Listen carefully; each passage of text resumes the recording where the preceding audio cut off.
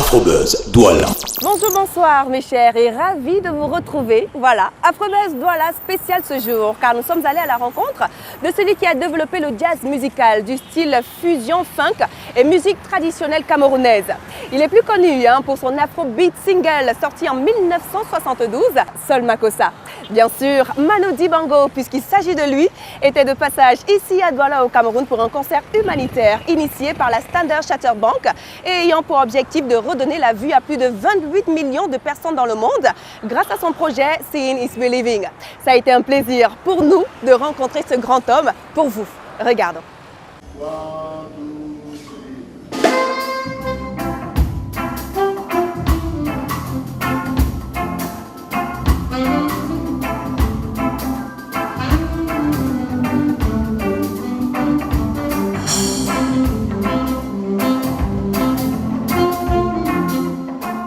Alors ce jour, nous accueillons un artiste qui a sillonné le monde entier depuis quoi, les années 70 et même avant les années 70, carrément. Il continue à se réinventer, à épater l'univers musical. On l'appelle Manu Dibango. Bonsoir.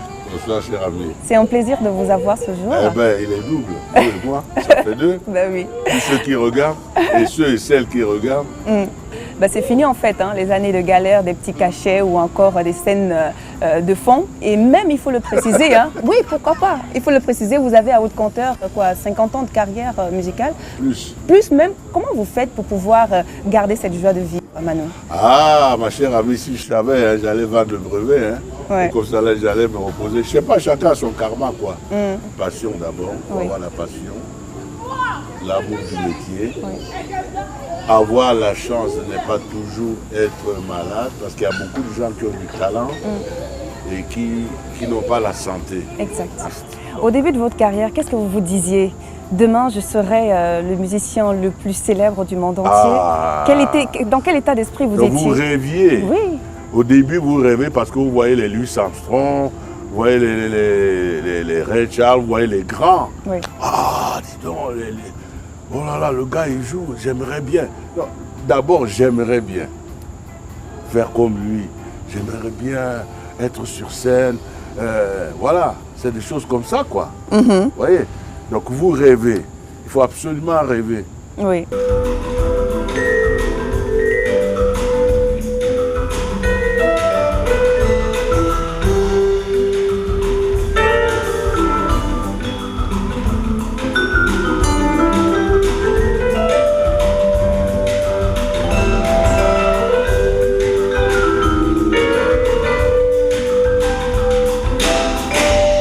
Parlant justement de carrière de Sol Makossa à Past, Present and Future ou encore en passant par Waka Africa, qui sont des albums, je dirais, avec un accent panafricaniste.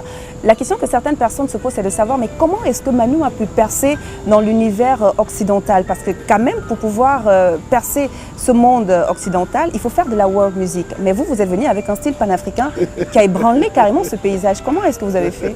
Déjà, world music, c'est compliqué. La musique du monde. Vous savez, on a créé ce mot, il est un peu bidon, la world music, parce qu'on ne savait pas où placer les musiques qui viennent du tiers-monde. Oui. Quand vous allez, vous jouez avec les Français, vous vivez chez eux. Oui. Ok.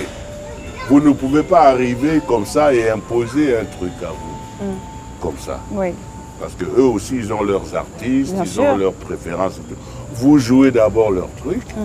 Et ils voient que vous pouvez jouer leur truc. Ils vous adoptent. Oui. À ce moment-là, vous leur dites, ah les gars, j'ai un petit truc du pays, on ne veut pas essayer. C'est Là, malin ils ça essayent. quand même. Non, mais c'est comme ça. Oui. Vous me demandez, je vous dis comment ça se passe. Oui. Mais il faut d'abord faire leur truc, Oui. puisque vous êtes chez eux. Et j'ai joué toutes sortes de musique Oui. avant que la mienne Arrive.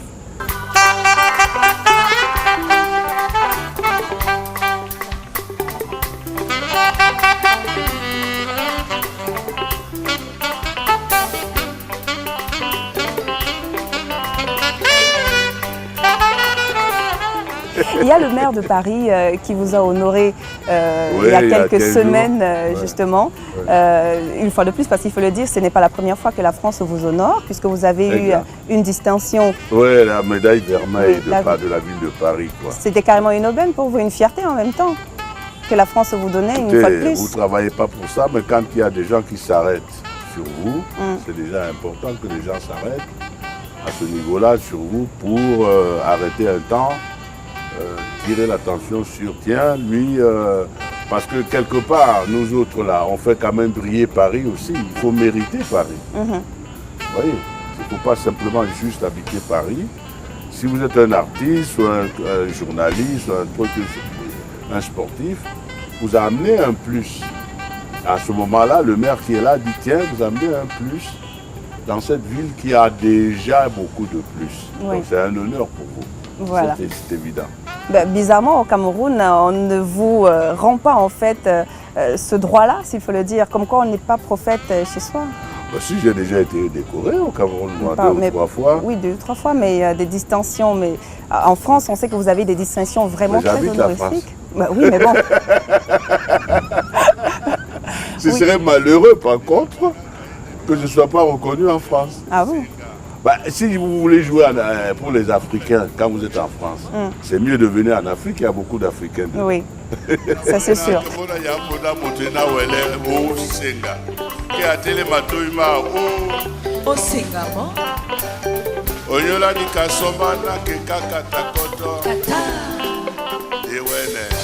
Vous êtes au Cameroun, Mano, pour pouvoir soutenir Seeing is Blessing, oui, une initiative, voilà, une initiative qui a été mise au devant de la scène par la Standard Chartered Bank. Question de pouvoir lutter contre les maladies oculaires et en même temps dans l'objectif de pouvoir donner la vue à quoi 28 millions de personnes dans le monde. Oui, mais vous savez que ce sont des angles qui m'intéressent, ça, parce que finalement, la banque, elle fait de l'argent et tout ça, elle peut faire autre chose. Et voilà qu'elle s'arrête sur un problème. La nature, elle n'est pas toujours généreuse. Bien sûr. Hein, il vous manque un sens alors que vous y êtes pour rien. Et il y a deux types de non-voyants. Il y a des gens qui sont nés non-voyants. Il y en a qui deviennent non-voyants. Mais pour qu'une banque s'arrête à ça, ce sont les œuvres que des gens comme moi, on aime soutenir, parce qu'au-delà du fait qu'on est artiste ou banquier, on est des hommes. Et on voit quand même que si on peut faire avancer la mécanique autrement, c'est le plus qu'on peut faire, c'est de faire ce genre d'action et d'encourager ce genre d'action, parce que c'est toujours un peu inhabituel dans nos pays. Parce que faire du fric, pourquoi faire? Voilà, la il faut finalité, venir en aide à ceux qui en ont besoin, tout simplement.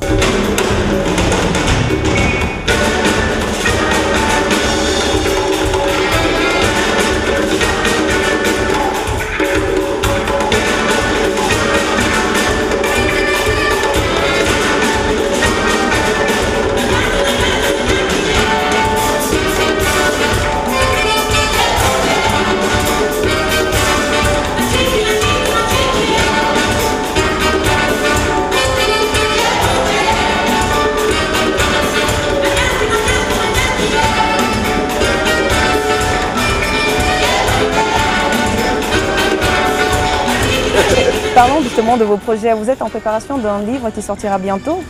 Eh bien, c'est beaucoup plus l'homme, témoin de son temps, plus que le musicien. Tout le monde connaît le musicien en général. Hein. Ou tout au moins, les gens, ils te reconnaissent, ils ne te connaissent pas, justement. Justement, oui, voilà. Ça c'est vrai. Ça c'est vrai. Ça c'est vrai en tout cas. Et la sortie, on a déjà une date? C'est au mois de novembre. Au mois de novembre. Dans un mois exactement. Hein. Oui, alors il y a ça qui sort, il y a un disque aussi qui va sortir en même temps. Il y a une interaction entre un disque que je fais où il n'y a que des mélodies d'ailleurs. Oui. Hein. Il n'y a pas de badaboum là-dedans. Il y a une autre façon de consommer, d'écouter la musique. Voilà. Les deux sortent en même temps. Oui. Voilà.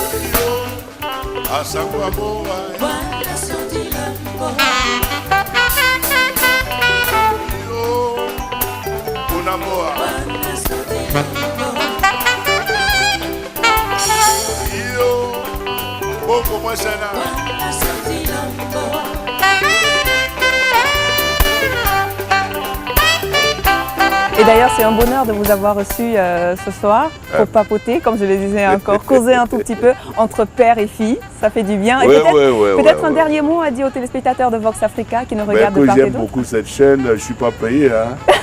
C'est le fond de mon cœur. Il y a un bonhomme qui est à côté, là, qui a des débats terribles. Oui. Il y a 2 ou 3 personnes que j'aime bien dans cette chaîne-là parce que les débats sont approfondis et puis tout sujet. Recto verso avec Paul Maël. Oui, tout sujet, quoi. Vraiment tous les sujets, quoi. Et sans, je sais pas, on dirait qu'il n'y a pas la censure parce qu'ils disent ce qu'ils veulent. Ben, nous sommes une chaîne panafricaine, la première chaîne panafricaine bilingue. Et puisque nous sommes panafricains, on devrait justement donner la parole aux Africains de pouvoir exprimer leurs problèmes. Et c'est tant mieux. C'est ce qui est en train de se passer là. Et c'est avec plaisir que nous vous recevrons dans l'un de nos plateaux. Pourquoi pas recto verso sans rancune? Bon, on verra. Merci Manu. C'est un plaisir de vous avoir reçu. Hein? Et puis, écoutez, à la prochaine. Hein? À la prochaine. Afrobuzz Douala. Toujours égal à lui-même, hein, Manu Dibango. Et je crois même qu'il est presque impossible de trouver une description appropriée pour un musicien comme celui-ci qui a donné une énorme contribution à la musique africaine dans son ensemble. Afrobuzz Douala, c'est tout pour cette semaine. Mais bien avant de partir, retrouvez tout simplement l'intégralité de cette interview très prochainement sur nos antennes de Vox Africa dans l'émission Vox Life. On se retrouve donc la semaine prochaine. Et comme d'habitude, prenez soin de vous et surtout de vos villes. Allez, kizou kizou. Je crois même qu'il est presque impossible. Je reprends. S'il te plaît, s'il te plaît, s'il te plaît. Retrouvez. Ah, Laura. Ça oui. Ah. C'est clair, c'est parce que c'est ça que je t'aime. Afrobuzz Douala.